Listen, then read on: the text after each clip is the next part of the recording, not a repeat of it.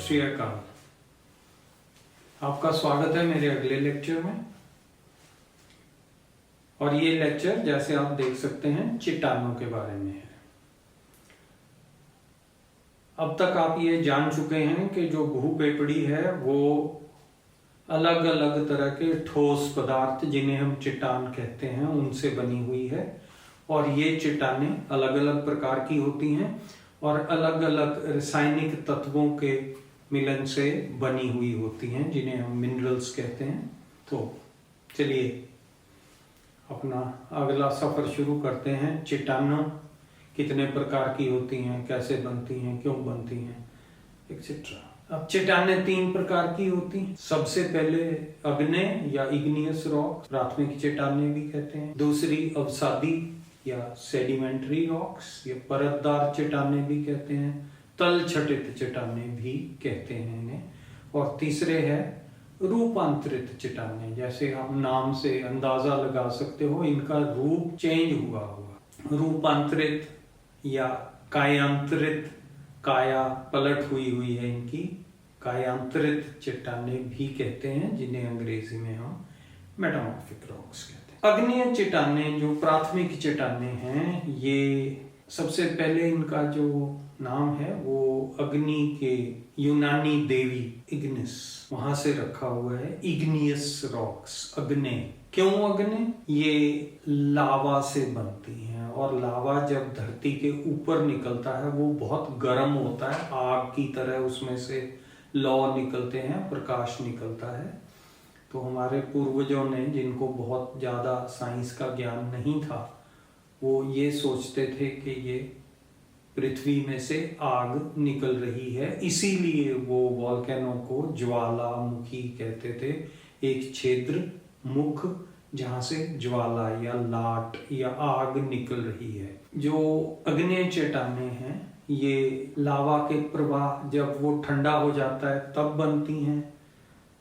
Pyroclastic material से बनती हैं। वो लावा जो बहुत प्रेशर के साथ हवा में जाता है और जब तक वो नीचे आता है वो ठंडा होके उसकी चट्टानें बन चुकी होती हैं। फिर लावा शील्ड के रूप में होती हैं, जो तरल लावा है, जिसकी घनता कम है, विस्कोसिटी कम है, वो दूर तक फैल जाता है पानी की तरह और ठंडा होने के बाद उसे लावा शील्ड कहते हैं। और चौथा है लावा गुंबद, जो बहुत संघनन वाला, जो घना लावा होता है जिसकी विस्कोसिटी बहुत ज्यादा होती है।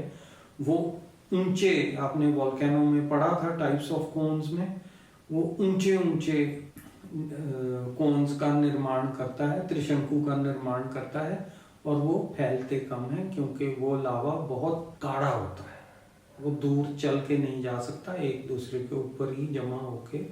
तो ये हैं बाह्य निर्मित, जो बाहर आके पृथ्वी की भूपेपड़ी से बाहर निकल के जो जिन चट्टानों का, अग्नेय चट्टानों का निर्माण होता है।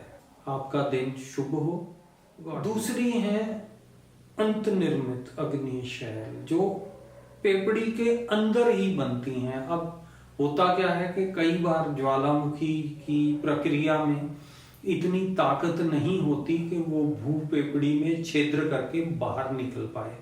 तो उससे क्या होता है कि वो अंदर ही जो कोई खोखली जगहें हैं या कोई ऐसी चट्टानें हैं उनको पिघला के वहां पे लावा अंदर जमा हो जाता है, लेकिन भूपेपड़ी से बाहर नहीं आ पाता है और अंदर अलग अलग शेप्स में, अलग अलग आकारों में वो ठंडा हो जाता है। तो जैसे कि ये जो आपकी खुम्ब नुमा या छाता नुमा, इनको लेकोलिथ कहते हैं, जो बहुत विशाल नीचे चट्टानें ठंडी हो जाता है, लावा ठंडा हो जाता है, उन्हें बैथोलिथ कहते हैं। जो हॉरिजॉन्टल दरारों में लावा ठंडा हो जाता है उन्हें सिल कहते हैं। और जो कोई वर्टिकल या ढलान में ठंडा हो जाता है उसे डाइक कहते हैं। सिल, डाइक, लेकोलिथ, फेकोलिथ, बैथोलिथ। जो छाता नुमा के उल्टा, ये देखिए तश्तरी की, उसमें पिर्च की जो सॉसर होती है, पिर्च कप के नीचे, उस आकार में जो बनता है उसे फैकोलिथ कहते हैं। सो ये सब लावा जो है ये अंदर ठंडा होता है, और क्योंकि ये भूपेपड़ी के अंदर है तो ये बहुत धीमी गति से ठंडा होके सॉलिडिफाई होता है, और जो चट्टानें बनती हैं वो बहुत सख्त होती हैं, जबकि जो बाहर निकलती हैं सख्त वो भी होती हैं, लेकिन जो बाहर अग्नेयशैल हैं वो इतनी सख्त नहीं होती जितनी अंदर वाली होती है। अब अग्नि चट्टानों की विशेषताएं क्या होती हैं देखिए, ये कठोर क्रिस्टलीय कर्णदार चट्टानें होती हैं। सबसे पहले ये परतदार नहीं होती हैं, क्योंकि कैसे भी लावा, चाहे वो अंदर है चाहे बाहर, लावा जो है वो इकट्ठा हुआ और कोई परतें नहीं बनती हैं इसमें कोई जीवाश्म नहीं होते। जीवाश्म फॉसिल्स जिन्हें हम कहते हैं, शिलीभूत, कोई नहीं होते। क्यों नहीं होते? क्योंकि ये 700 से 1100 डिग्री या उससे भी ज़्यादा तापमान होता है जब लावा, चाहे वो पृथ्वी के अंदर हो भूपेपड़ी के, चाहे बाहर निकले, और कोई भी जो जीवाश्म है वो जल के राख हो जाता है, पिघल जाता है, तो इसलिए इसमें कोई आपको फॉसिल्स नहीं मिलेंगे। अग्नि चट्टानों में संधियां, अग्नि चट्टानों में जो संधियां होती हैं, जॉइंट्स जो होते हैं, वो ज्योमेट्रिक पैटर्न में, ज्यामितिक पैटर्न्स में होते हैं, ज्योमेट्रिक पैटर्न्स में, चाहे वो स्क्वायर होंगे, चाहे वो ट्रायंगल होंगे, चाहे वो पेंटागन होंगे, चाहे वो हेक्सागन होंगे, तो वो अलग अलग पंचकोणीय, षटफलीय कैसे भी हो सकते हैं। और ये अभिग चट्टानें होती हैं, पानी इनमें से पास नहीं कर सकता है। अगली हैं अवसादी चट्टानें। अवसाद का मतलब तो होता है डेपोजिशन। अवसादी चट्टानें कौन सी? सेडिमेंट्री रॉक्स कहते हैं इनको अंग्रेजी में। सेडिमेंट्स, अवसाद, जो नीचे इकट्ठा होके बैठ जाते हैं, स्पेशली पानी में जो गाद आती है वो बैठती है नीचे। अवसादी चट्टानों अधिकांश पहले से, अब ये सबसे पहले ये अपर्दन होके, परिवहन होके जब उनका डेपोजिशन होती है उससे अवसादी चट्टानें बनती हैं। अब अवसादी चट्टानें, इसका मतलब किसी और चट्टान, चाहे वो प्राथमिक चट्टान है अग्नि चट्टान, चाहे वो सेकेंडरी रॉक है अवसादी, कोई और पुरानी अवसादी चट्टान है, उसके कणों से, या कोई रूपांतरित चट्टान है उसके कणों से उनको जब दरिया, वायु, ग्लेशियर, लहरें, सागरीय लहरें, ये तोड़ मोड़ के जब जाके कहीं पे उनका डेपोजिशन करती हैं, वहां जाके ये चट्टानों का नवनिर्माण होता है। अवसादी चट्टानों के निर्माण के चरण कौन कौन से हैं, कैसे बनती हैं? सबसे पहले अभी मैंने आपको बताया अपर्दन होता है, किसी भी चट्टान का, कहीं पे भी किसी प्रकार की चट्टान हो सकती है, उसका अपर्दन होता है। अपर्दन के कारक ही अपर्दन करते हैं, चाहे वो बहता जल है, चाहे वो पवन है, चाहे ग्लेशियर है, एक्सेट्रा एक्सेट्रा। फिर वो उसको परिवहित करते हैं, उसको जहाँ से अपर्दन किया वहाँ से उसको ठेल के, उठा के, उसको परिवहित करके कहीं और ले जाते हैं। फिर उसका निक्षेपण होता है, डेपोजिशन होती है, और उसके बाद उनकी शिली भवन होता है, जिसे हम लिथिफिकेशन कहते हैं। अवसादी चट्टान एक स्तरीय चट्टान होती है, इसमें लेयर्स होती हैं, इसमें सतह होती हैं। प्रत्येक परत को स्तर, स्ट्रेटम, और दो स्तरों के बीच के विभाजन के मैदान को संस्तर, बेडिंग प्लेन कहते हैं। यदि जो बेडिंग प्लेन, जो स्तर है वो बहुत मोटी हो तो उसे मैसिव कहते हैं, और अगर बहुत बारीक हो, पतली हो, 1 सेंटीमीटर से कम हो, तो उसे लेमिना कहते हैं। अवसादी चट्टानें अपक्ष, अपरदन, रासायनिक अवक्षेपण या जैविक क्रिया के कारण विघटित पदार्थों से बनती हैं। इस पदार्थ को अपरद कहते हैं, डेट्राइटस। इसके बाद टूटी हुई सामग्री या मलबे को बर्फ, हवा या बहते पानी के माध्यम से ले जाया जाता है और जमा कर दिया जाता है। यह निक्षेपण भूमि पर जैसे रेगिस्तान या जलोढ़ पंख, दलदलों, बाढ़ के मैदानों, डेल्टाओं आदि के मध्यवर्ती क्षेत्रों में या फिर झीलों में और सागरों में और महासागरों में होता है। संघनन चट्टान की ऊपरी परतों के भारी भार के कारण तलछट की परतों का आपस में दबना है।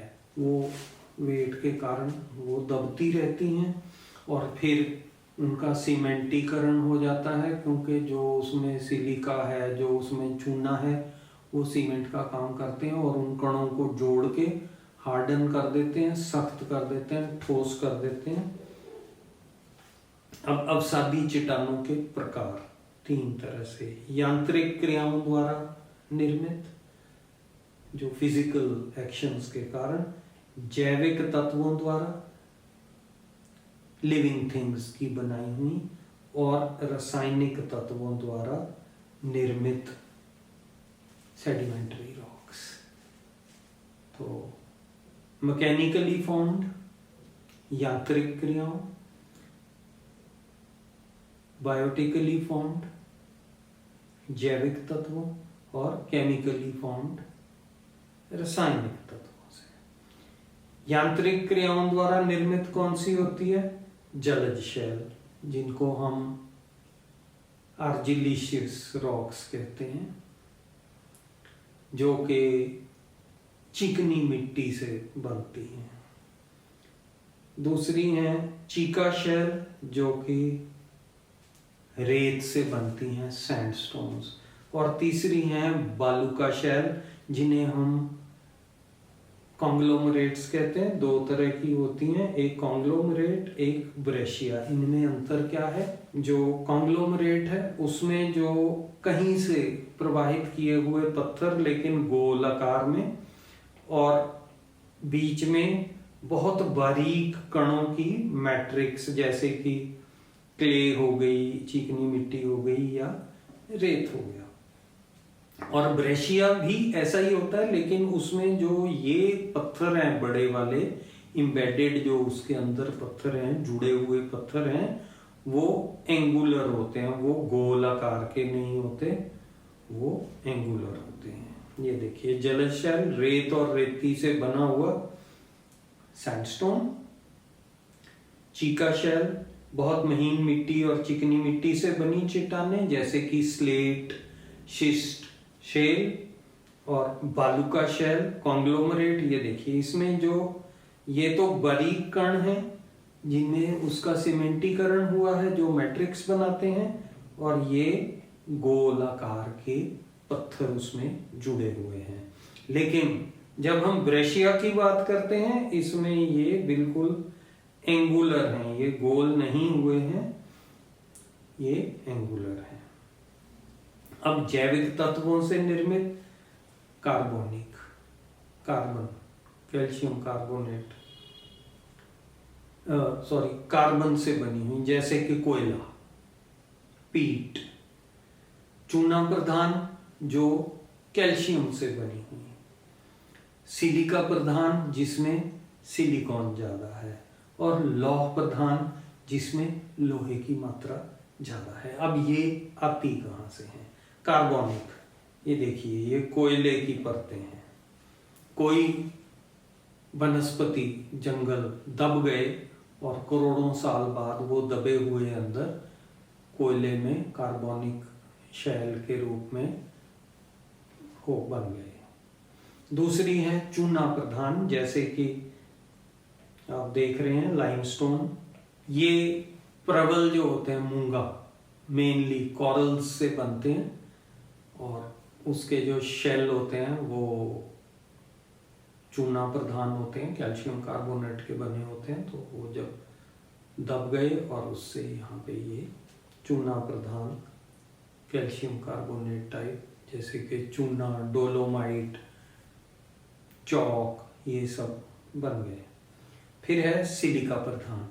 अब बहुत सारे ऐसी समुद्री वनस्पतियां हैं जो सिंगल सेल्ड होती हैं, एक ही सेल वाली, लेकिन उनकी बॉडी के चारों तरफ एक रेडियल एरियाज जो हैं, सिलिका का एक प्रोटेक्टिव लेयर होती है, एक खोल होता है।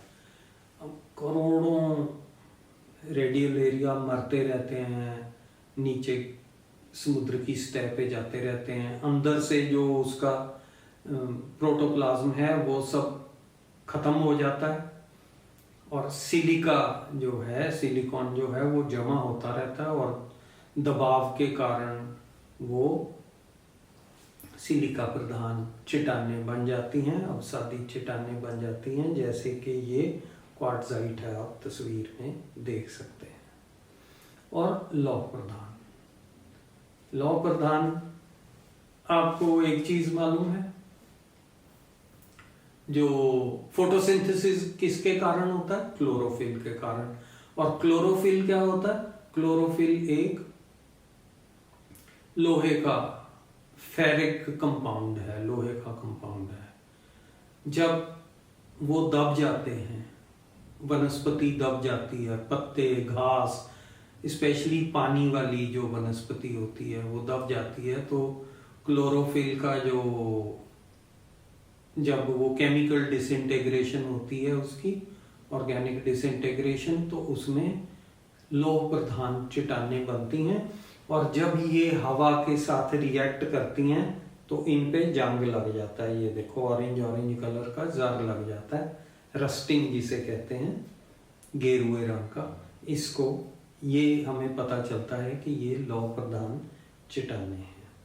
अब आ गई रासायनिक तत्वों से निर्मित, कार्बोनेट, सल्फेट, सिलिकेट, क्लोराइड और लौह प्रधान। ये चट्टानें जो लवण होते हैं, पानी में खुर के आ जाते हैं, उनसे बनती हैं, और घुले लवण जब अवक्षेपित हो जाते हैं, इन लवणों के अधिक संचय से चट्टानों का निर्माण होता है। और सबसे आपको मैं बताता हूँ इम्पोर्टेंट जो है, जिसे हम पहाड़ी नमक कहते हैं या सेंधा नमक कहते हैं, वो उसकी प्रेसिपिटेशन हुई है, और वो परतों में, हिमालय की परतों में आपको उसकी परतें भी मिलती हैं, और उसका खनन होता है, बाहर निकाला जाता है, और हम उसको पिंक हिमालयन सॉल्ट के नाम से भी वो बेचा जाता है। कार्बोनेट, जहाँ पे कैल्शियम कार्बोनेट की मात्रा ज़्यादा होती है, सल्फेट, जहाँ सल्फर की मात्रा, पीले रंग की चट्टानें बनती हैं। ये सिलिकेट्स, ये देखिए, ये जो पत्थर है इसे फिरोजा कहते हैं, ये भी एक अवसादी चट्टान है। क्लोराइड नमक आपको मैंने अभी बताया, पिंक हिमालयन सॉल्ट। लौह प्रधान, ये देखिए सेलिराइट, जो मैग्नेटाइट, हेमेटाइट, जिनसे लोहे का एक्सट्रैक्ट किया जाता है, जो आयरन ओर्स होती हैं। अब आते हैं हम अवसादी चट्टानों की विशेषताओं पर। सबसे पहले ये चट्टानों के टूटे फूटे टुकड़ों को दोबारा से कंसोलिडेट करके, उनका नव निर्माण करके एक नए तरीके की चट्टान बनी हुई होती है। ये चट्टानें महाद्वीपों की ऊपर की जो सतह है उसका लगभग 75% भाग जो है, 75% भाग इनसे ढका हुआ है। अवसादी चट्टानें आमतौर पर पानी में बनती हैं। परतें आमतौर पर क्षैतिज तल में बनती हैं, लेकिन भूगति के प्रभाव से वो शायद ही कभी क्षैतिज तल में रहती हैं, वो हॉरिजॉन्टल कम ही रहती हैं, क्योंकि भूगतियां उनको मोड़ती रहती हैं, उनकी फोल्डिंग करती रहती हैं। अवसादी चट्टानों में जानवरों के अवशेष और पौधों के जीवाश्म पाए जाते हैं, फॉसिल्स पाए जाते हैं। इनमें से बहुत सारी चट्टानें छिद्र युक्त भी हो सकती हैं, पोरस हो सकती हैं, पानी उनके बीच में से निकल सकता है, जैसे चौक है, जैसे आपकी क्ले है। अब आ गया जी हम रूपांतरित चट्टानों पे। रूपांतरण, उसकी काया जो है, कायांतरण, काया बदल जाती है। रूपांतरण चट्टानें वो चट्टानें हैं जिनकी मूल संरचना और बनावट पृथ्वी की पेपड़ी के अंदर गर्मी और दबाव के कारण बदल गई है। इन्हें कायांतरित चट्टानें भी कहते हैं, मेटामॉर्फिक। मेटामॉर्फोसिस आपने जरूर पढ़ा होगा साइंस में 10वीं क्लास में, कैसे एक अंडे से larva, Metamorphosis stage 1, Metamorphosis stage 2, larva से प्यूपा, मेटामॉर्फोसिस स्टेज 3, प्यूपा से एडल्ट या निम्फ। तो बटरफ्लाई और बड़े सारे और इंसेक्ट्स के लाइफ साइकिल में आपने ये पढ़ा होगा। उसको कायांतरण कहते हैं, मेटामॉर्फोसिस। एक अंडे से सुंडी, सुंडी से कितनी खूबसूरत तितली। तो इसी तरह ये चट्टाने भी, इनका कायांतरण होता है। और मेनली इसके दो ही कारण हैं कायांतरण के, दबाव और गर्मी। तापीय, ये रूपांतरण के दो प्रकार आपको मैंने बताए, तापीय या संस्पर्शीय रूपांतरण, कॉन्टैक्ट मेटामॉर्फिज्म या थर्मल मेटामॉर्फिज्म, और दूसरा क्षेत्रीय या गतिक रूपांतरण, रीजनल या डायनेमिक मेटामॉर्फोसिस। दबाव के कारण, प्रेशर के कारण वो मेटामॉर्फोसिस होता है। अब तापीय देखिए, पहले ये डायग्राम में देखिए, यहाँ पे लावा है, नीचे से लावा छिद्र करता है और बाहर आता है मैग्मा चैम्बर। अब मैग्मा चैम्बर, लावा इतना गर्म है, जितनी भी और कोई चट्टानें इसके कांटेक्ट में आएंगी उनका टेम्परेचर बढ़ जाएगा। कांटेक्ट, स्पर्शीय रूपांतरण, स्पर्श, कांटेक्ट, टच, साथ में टच करेंगी, उनका रूपांतरण हो जाएगा। देखिए आगे, देखिए यहाँ पे, ये देखिए ये लावा है। ये तस्वीर जो है ये है भेड़ा घाट के पास की, मध्य प्रदेश। यहाँ पे आपको दिख रहा है बसाल्टिक लावा, जो डेक्कन ट्रैप्स के जो ज्वालामुखी विस्फोट थे, करीब 300 से 600 मिलियन साल पहले के। लेकिन इसके नीचे ये देखिए, ये चूने के पहाड़ थे, लेकिन अब संगमरमर में बदल गए हैं। संगमरमर भी कैल्शियम कार्बोनेट है, लेकिन उसका रूपांतरण हो गया है स्पर्शीय रूपांतरण के कारण। लावा के साथ वो कांटेक्ट में आया, स्पर्श में आया, टच में आया, और उसका वो इतनी ज्यादा गर्मी के कारण उसका रूपांतरण हो गया है। वो चूना ही, लेकिन अब वो संगमरमर बन गया है, जैसे कि सुंडी से तितली बन जाती है, मैंने अभी आपको बताया। तो ये देखिए, ये एक चूने का पहाड़, चौक, जो आपने देखा होगा टीचर बोर्ड पे लिखते हैं चौक, वो चूने पत्थर का बनता है चौक, और जब उसका रूपांतरण हो जाता है तो वो संगमरमर बन जाता है। फिर क्षेत्रीय या गतिक रूपांतरण, डायनामिक या रीजनल मेटामॉर्फोसिस, ये तब होता है जब कोई फोल्डिंग के कारण, संपीड़न के कारण, वलन की शक्तियों के कारण, जो भू गतियां हैं उनके कारण चट्टानों को ऐसे कंप्रेस किया जाता है, उनका संपीड़न होता है, तो उनका जो रूपांतरण हो जाता है। जैसे कि ये देखिए, ये मिट्टी के पहाड़ हैं और इनकी स्लेट बन गई हिमालय में संपीड़न के कारण, वलन के कारण। कायांतरित चट्टानों की विशेषताएं, कायांतरित चट्टानें कठोर और सघन चट्टानें होती हैं, ये बहुत हार्ड होती हैं। ये उस मूल चट्टान की तुलना में अपरदन के प्रति अधिक प्रतिरोधक होती हैं, जिस भी चीज से बनी है। देखिए आप चौक, आपने देखा आराम से टूट जाता है, संगमरमर को तोड़ के दिखाइए, सो अपरदन भी उतना ही मुश्किल होगा संगमरमर का चौक के कंपैरिजन में, चौक की तुलना में।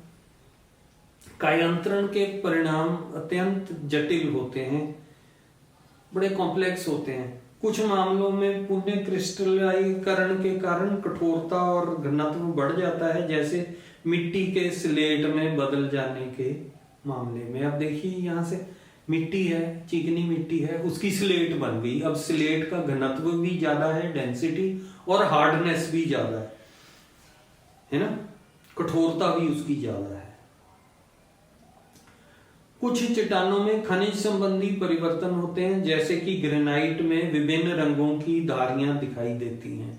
आपने देखा किचन में, बाथरूम में ग्रेनाइट लगता है, वो एक रूपांतरित ग्रेनाइट जो है वो बसाल्ट का एक रूपांतरित किस्म है, नीस जिसे कहते हैं।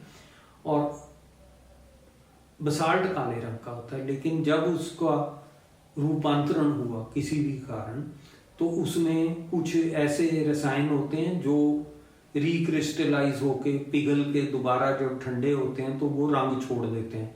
तो कभी कोई ग्रेनाइट आपको लाल मिलेगा, कोई पीला मिलेगा, किसी में ग्रे और सफेद रंग के ऐसे बिंदु बिंदु होंगे एक्सेट्रा।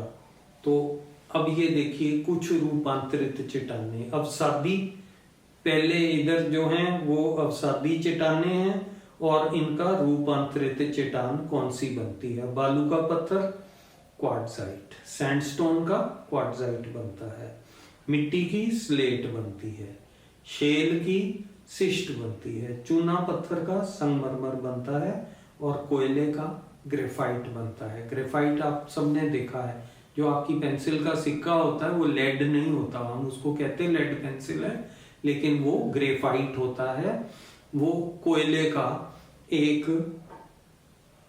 बहुत ही ज्यादा रूपांतरित किस्म होती है, कोयले से हार्ड होती है, क्रिस्टल छोटे होते हैं। और ग्रेफाइट का अगर फिर से रूपांतरण हो जाए तो कभी कभी उसका हीरा बन जाता है, डायमंड बन जाता है। तो अग्नेय चट्टानों के रूपांतरित कौन से होते हैं? ये है ग्रेनाइट, इसका नीस, नॉट नील, नीस, और ऑगाइट का हॉर्न ब्लेंडे। ये दो अग्नेय चट्टानों के वो हैं।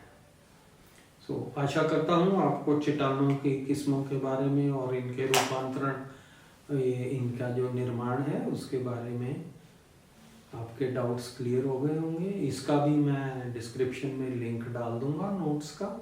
आपका दिन शुभ हो। God bless you.